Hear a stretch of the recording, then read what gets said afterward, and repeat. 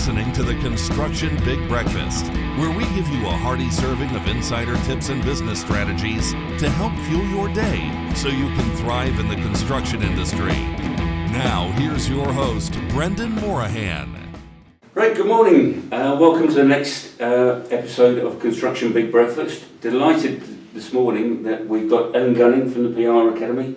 Really pleased you're able to join us. Delighted to be here. And we've got our own in-house communications consultant, Sarah Holt. So really delighted you're this side of the camera today. We need to get you this side more often, maybe I'll go the other side. Filming them? So, welcome Ellen. As we said, it's a Construction Big Breakfast. I had a very nice breakfast this morning that I haven't had for a long time, Imagery, with a nice poached egg on top with a lovely deep orange yolk. It was gorgeous, just the right temperature. Did you buy that or make it for yourself? Now, you go look, do I look the sort of person that would be making my own I'm kitchen? troublesome. No, we had a client meeting this morning and it was first class, it was exceptional, and a restaurant I haven't been to for a long time, so that was great. But more importantly, Ellen, what did you have? I had my usual breakfast. I'm spoiled rotten. So my husband makes me porridge every morning. He makes it the night before. Flahavans? And Flavins, absolutely. And he leaves me a note saying either there is fruit in it or there's fruit in the fridge to go with it. And the only thing I can't get him to do is to get up in the morning and squeeze my oranges. It's a joke. It's only the oranges. No, I have to squeeze my own orange every morning and it's tragic. So I had orange juice and porridge as always. Very healthy. And you, Sarah? Very healthy. This morning I actually had a banana and an orange, so it was a little bit light. And I'll have to have a bigger lunch to make up for it. All right. It's healthy though. Healthy, but not so carb heavy. Well, look, I think the focus of today is on PR and social media, and now you're the experts at it, and I've been an apprentice at it for many years. But what has always struck me in the industry is that we do some great things, but we're not very good about talking about it, and we think that business development and everything that goes with that is a necessary evil, and some other people do. But I suspect that you've both got some very strong views as to the role of PR, social media, business development. And what's your take on that? I don't think any business can survive without public relations. I think public relations at its most basic is communicating. And if you're not communicating with your employees or your customers or your suppliers, you're going to go out of business. So and with the same message? What do you say? No, but you're communicating. So you're not in a vacuum, you're not in a void, okay? I think the message that everybody gets is the same overall message, but they all need to be targeted differently. Because what your suppliers need to know is completely different to what your employees need to know, or for that matter what your customers need to know, but they all need to know broadly that you're a good ethical business, that you're long established, that you have a good attitude towards the environment, whatever the key things that override it, everybody needs to know. But we're all, if you think about the environment we live in, we're all drowning in information. I mean, we keep hearing about data is king, it is, but my God, there's so much of it. And we cannot cope with the amount of information we've got. So really the only way you're going to target anybody is bow and arrow. It's not spiritual. Yeah. So only tell people the things that are of interest to them, because that's all I'll read or watch or listen to. And yet I suppose from a social media point of view, taking that point, you're more getting out to as many as possible. To a broader audience. And so one of my favorite quotes is success is led by the power of communication, and it truly is. So with social media, I find that coming into the construction industry, because I've never been in it before this moment, I noticed that a lot of the construction industry don't use social media to the maximum that they could be. And so what we've done stepping into my role here at Invennt is really help to push those boundaries and increase our followers, increase our voice in the industry, and by doing that we actually gain a lot of really good feedback. We're getting a lot of people who are jumping on board. They're actually communicating with us a lot more through social media, and that helps with client relationships, which is really beneficial, and I think that more people in the industry need to really focus on that. And yet you see, when you look at that social media, you're bow and arrowing each one. Yes, absolutely. Because Twitter is probably yes. targeted to journalists. Facebook is targeted to, I don't know, is it customers or clients? So even within that mix, you're not giving everybody the same information. No, that's what I mean by sort of bow and arrow. true. But you can't survive without social media now. No, you can't, not these days. How important is it that that message is authentic as opposed to good spin? So I think that you have to be authentic in your message. You can't just be kind of willy-nilly putting things out there if it's not your true brand and what you really want to represent yourself as a company out into the world. And that's why I think that it's very important when you're trying to build rapport with other businesses that you need to actually make sure that your message is authentic. And through that, you're able to really establish yourself as a voice for your company. Mm. Yeah.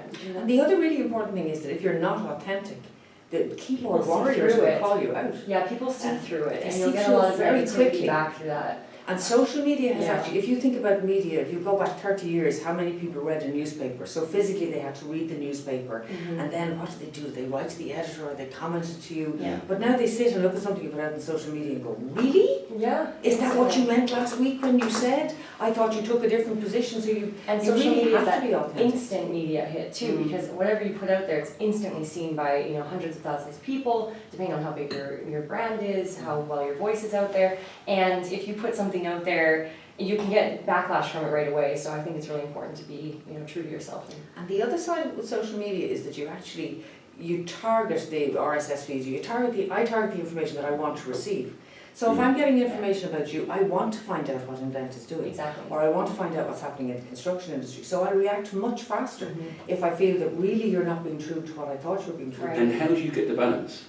Because if you're focusing on particular feeds, you're getting a narrow view on an industry or a sector or a business. How do you open that up to make sure Would you that get... you could get the balance, you can't. People decide what they want to, it's like Yeah. which newspaper do you read or which television Yeah. programmes do you watch.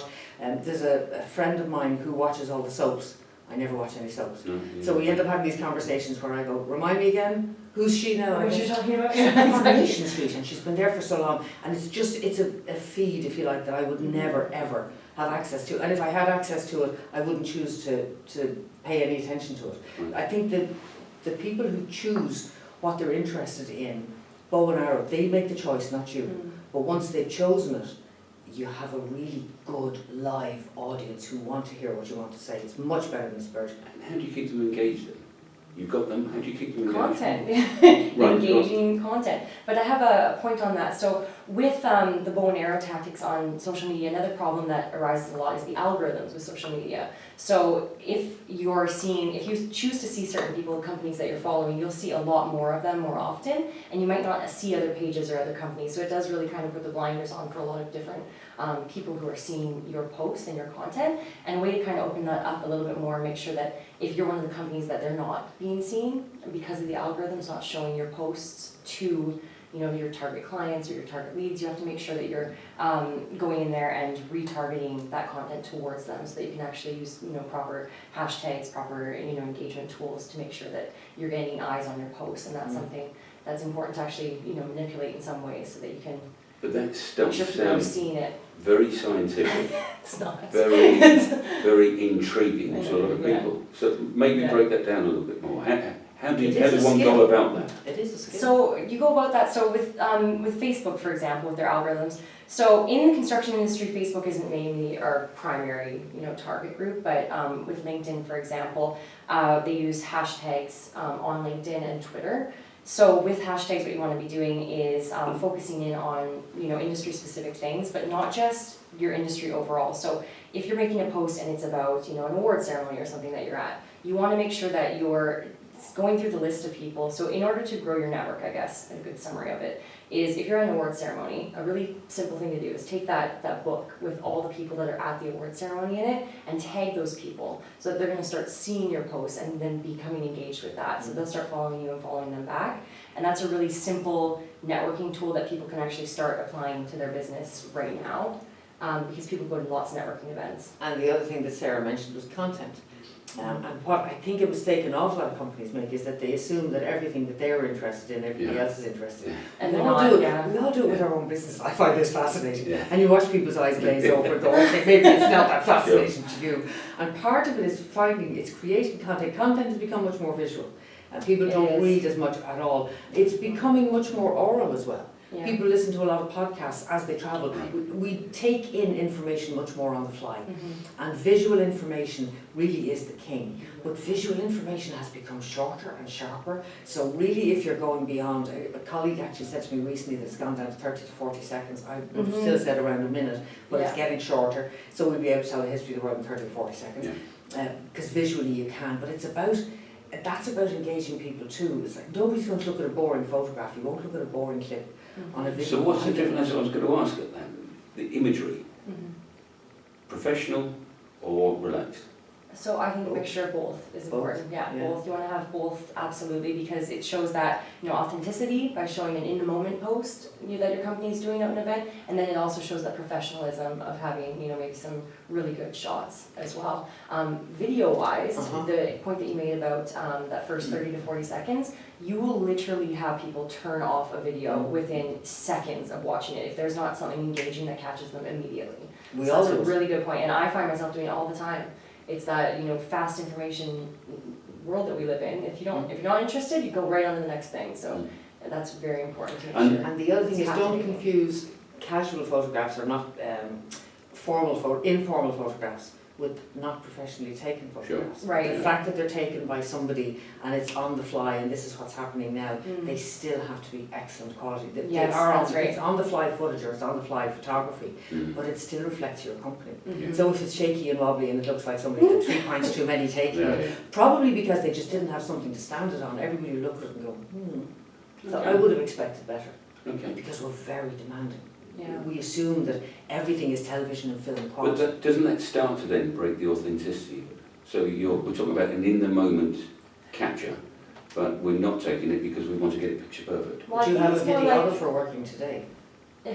That's professional. Yeah. But they're not interfering in any way with the conversation. Right. But it's saying that we treat professionally the fact that we're doing a podcast, so we're doing the audio, we're doing the video professionally. But it doesn't change, it doesn't make it less authentic. It just says we're serious about what we're doing. Right. And then a beautiful thing too is that with the iPhones, even iPhone quality of photos these days, you can actually take incredibly professional looking photos on the fly with your iPhone. So I mean, you don't necessarily have to hire a photographer and have a photographer come to the events. You can have somebody from your communications department or social media department just taking photos at events and making sure that they are a good shot, and that works perfectly well. Well, bringing that back into the construction sector, one of the big issues that I've always had is that we focus a little bit too much on the diggers and the cranes within construction, which is important.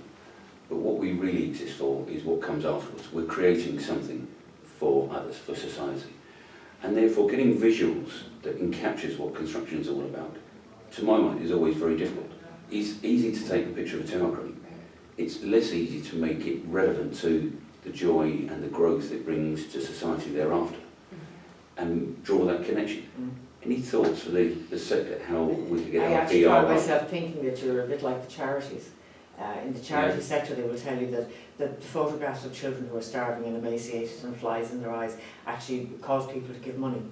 Once you start saying, thank you so much for giving us the money, we are now growing crops and the children are healthier, we, the donors, look at it and say, actually they're doing all right. We'll find somebody else who's dying and do something with them. And construction to us is the diggers on the hard hats, and it's somebody creating something. It's the bricks going up. It's not actually the change in society. So you have a huge job if you're actually going to say, what we do is much more than build, which it is. What we do is enhance the environment and the quality of life of people who work or live in the city or whatever. But that's a much bigger story, and I think that's something you need to actually structure very long term and just tick it off over maybe a 10-year period. But it needs an entire industry focus. And you've got no knowledge of that being done elsewhere in the world? I'm not aware of it. Because of the challenge that... But then I'm not in the construction sector, so it may be happening. But I think that's your challenge. It has to be done at a global or an industry or a national level, so that the conversation changes and people start talking about the end result of, rather than the starting phase. So what's your experience new into the industry, as you say, Sarah? New into the industry, actually, my first couple of weeks even working here, my opinion was, construction towers and cranes, and those were kind of things that I was thinking, should I be posting these types of things? But it doesn't interest me, so I don't want to look at it. Does anybody else want to look at it? So that's when I steered away from that entirely, because I think it's more about showing, the teams that are behind the work, showing the people in their expertise and what they're able to do, and the value that is so important that we need to actually showcase and shine that through. So I think one of the great things about Invennt is that we go to a lot of events and networking events, those types of things, and we're able to actually show a different side of the construction sector, a side that celebrates people for their achievements. There's a lot more value that we can actually showcase aside from just, towers and cranes and hard hats and, So that becomes more the focus of it your does. social media or Yeah, your media so interaction. aside from women in construction, you could show a picture of women in construction with hard hats on, right? Which I don't think is very interesting. Or you could highlight a women in construction industry event where there's a bunch of women celebrating. Nobody's wearing hard hats, but they're all architects and civil engineers, and that's a much better view, I think, of the construction sector. And you've got a great That's more opportunity. engaging. You've got a great opportunity to do things like who is the odd person out, and you do, 6 electricians and one of them was a woman. Right, yeah. And somebody would pick the woman and you say why, and they say because it's a woman. But no, try again, because she's an architect or something, and the rest are electricians. You've loads of time. Or what's the difference that the construction industry made to this group, and it could be a family or it could be a business, and it's actually, it's getting, that will get you the engagement, because people, it's almost like a quiz, can I get it right? Well, it starts the conversation. Yeah, interesting. Yeah. So what would you say has been the biggest PR challenge you've faced? Either for yourself, at your own business, or for your clients? My biggest PR challenge is I handle crisis. I specialise in handling crisis.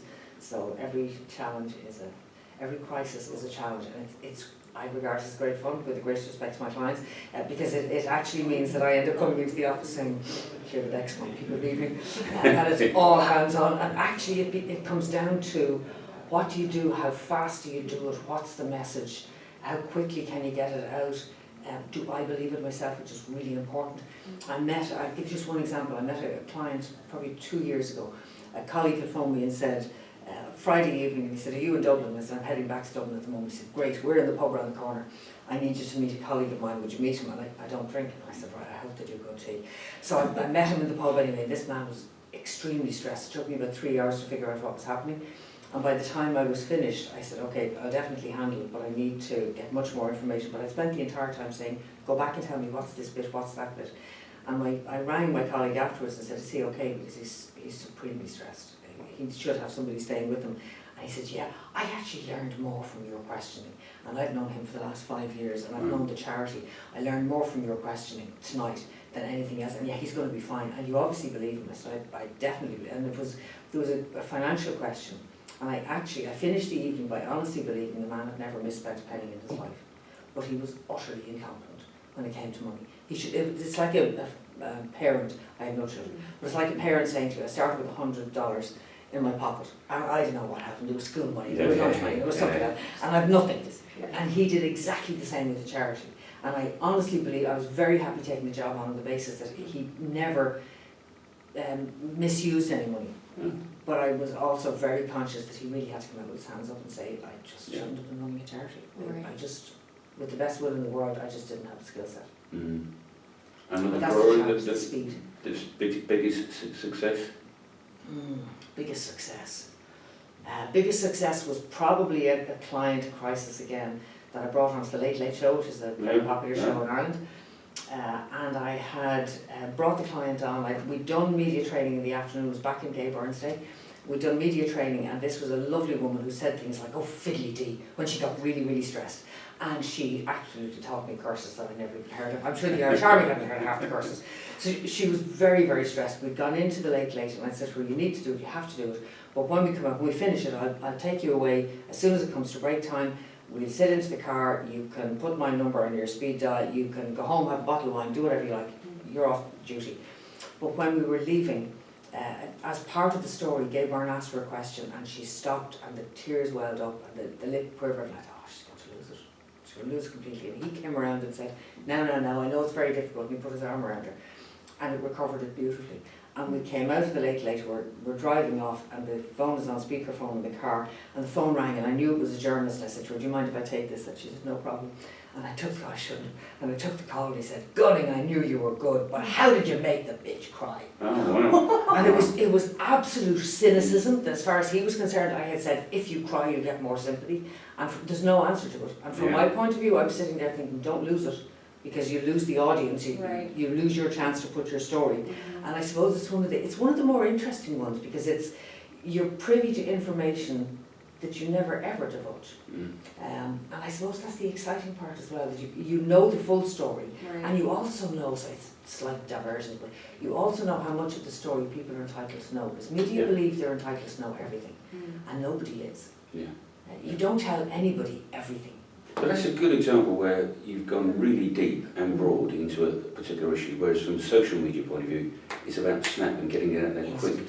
It's the So quote. how do you, in your view, Sarah, reconcile both? Well, social media is all about that instant gratification hit, right? Yeah. So it's all about that dopamine. People are on social media because they want to have that, gratification of something that's entertaining or something that's captivating or engaging for them. So I think that between the negative side and the positive side, you just kind of have to brush off the negative side. In social media, it's not so much about kind of like crisis control, because you're in control of what you're posting anyways, right? So, I don't necessarily have to kind of save a brand's image unless they've May done, have to. maybe, never, That's but with, you're more just presenting yourself out to the world. So I think, it's a little bit different in that respect, if that. I think You know what I the mean? crisis with social media is when everything When gets somebody divided does into something. small bites. Yeah. And the small bite, if you take a small bite out of context, it can become something completely different. It can do. And I think with social media, it's how fast you react and say, yes, To they stop said that, but from this is the full growing, quote. expanding, Or this is the context. Mhm. Both responses there, as you know, Sarah, I really love the strategic approach to business. Right, yes. What I think I've heard there is that in both instances, they're somewhat reactive. Yes, it's reactive, yeah. Is there a role for PR and social media Mm. to underpin a strategic approach to business? And Oh, it does, all the Of course, time. yeah. so tell me more about how it does. Every business has a crisis waiting to happen. So every business should have a fully fledged crisis plan. Can I interrupt you there? Mhm. So if you read PR, you always go to crisis. Or can PR also always be on the positive? Oh, crisis isn't necessarily negative. If you come out of a Okay, crisis well, alright. it can be a very positive thing. But you have to have the People can say, crisis. no, but it is going to happen. Every business has something. Every airline has a plane that may crash, a passenger that may die. Okay. Everyone has something that may happen, so you're So it's always an ready insurance for it. policy. It's an insurance policy, Right. yeah. But your strategy is that you sit down and you say, who do we communicate with? Who do we need to communicate with? What do they need to know? How can we enhance what we're telling them to make it more interesting for them so that they get from us what they need? And how do we grow their understanding of us and what we do? Because that's really what you're trying to do. You're not trying to get them to buy from you because that's advertising. You're not trying to get them to say, you're the greatest thing ever, because that's propaganda. You really just want to get them to know, I know those guys, I like them, I know what they stand for, I listen when they have something to say. I may not agree with it, but I listen to it. And if you achieve that, that's really good PR, I think. Interesting. So From as- social media? I was actually going to ask you. So, as a construction expert, how do you find that there's the biggest challenge in the construction industry for networking and that type of thing? Like, what are your views on it? Well, as I said earlier, in construction we're quite earnest people.